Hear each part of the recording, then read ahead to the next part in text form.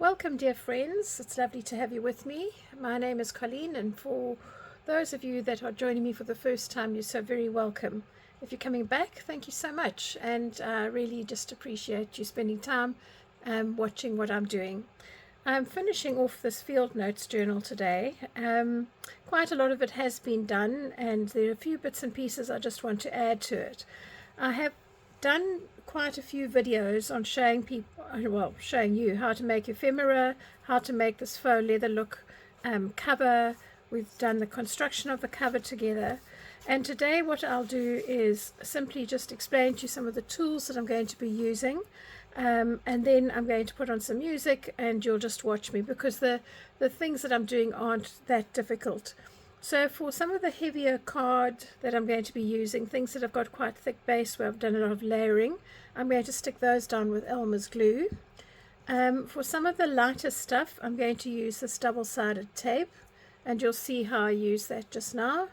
And then when I'm sticking on pages like vellum, which is that sort of clear tracing paper, I will use Elmer's washable glue, this purple one. It dries clear, and as you can see, it doesn't leave any glue marks on the back, which is a real plus, because when you're working with vellum, quite often if you use tapes or liquid glues, then you'll find that they will make quite a mess and look ugly.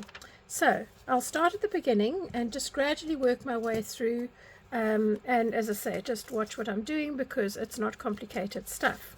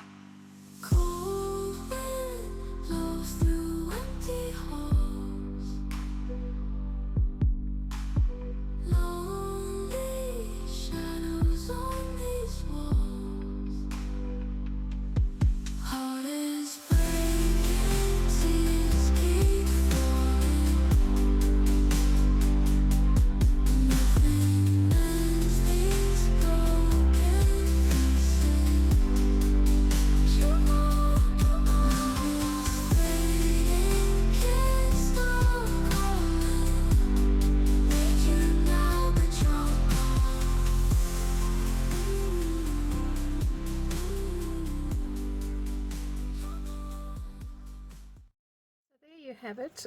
We've just completed this field notes journal, and I'll just do a quick flip through with you. You could go on adding more and more if you wanted to. That's really entirely up to you, but I'd quite like to have a bit of space to write and not to have too much stuff on my pages. So let's just go through the front, and I'll explain to you how I've done these papers here. So some of these papers that I'm using are handmade papers. They're quite soft in texture. They feel a little bit like an egg box, for want of a better description, but they've got flowers and all sorts of things inside of them. These papers that you see with the leaf impressions on them, these were papers where I had pressed flowers onto mixed media paper, and then once I had taken them out and they'd pressed nice and flat, I removed them, and then I dyed the paper in a solution of rusty nails with a little bit of vinegar in it, and it changed all the colors from green tones and yellow tones to these black. Here's another example of handmade paper, and I've just used my little ink pad to run over the textured part to give it a bit more depth, just to try and link it with the colors I've got. I have used a couple of little decals with clear backgrounds just because I felt I wanted something to soften some of this. These are map books that I've cut out and I've made into slides.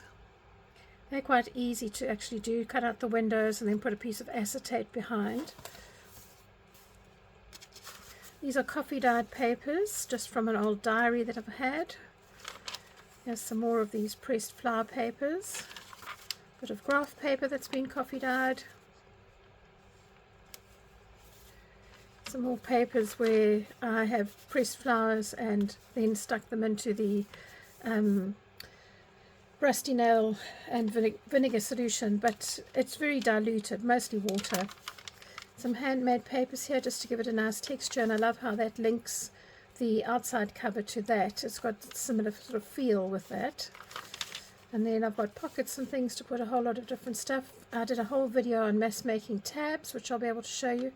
And I did a whole video on mass making ephemera with maps, so I'll link that as well.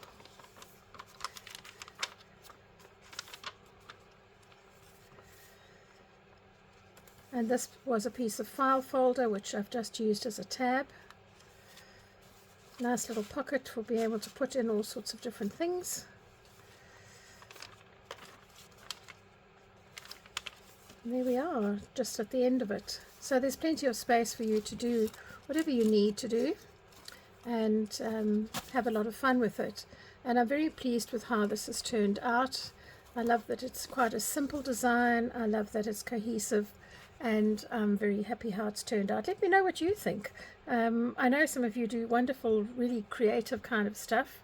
Unfortunately, I don't have an awful lot of space, and I don't have an awful lot of time, so my stuff tends to be a little bit simpler just because of that. But yeah, have lots of fun. I'm going to put all those links into the description box below for you so that you can look at those videos if you'd like to. And please just let me know what you think of this video. Consider subscribing to my channel and give me a thumbs up if you like it. Thank you so much for joining me today. I've really enjoyed being with you. Bye for now.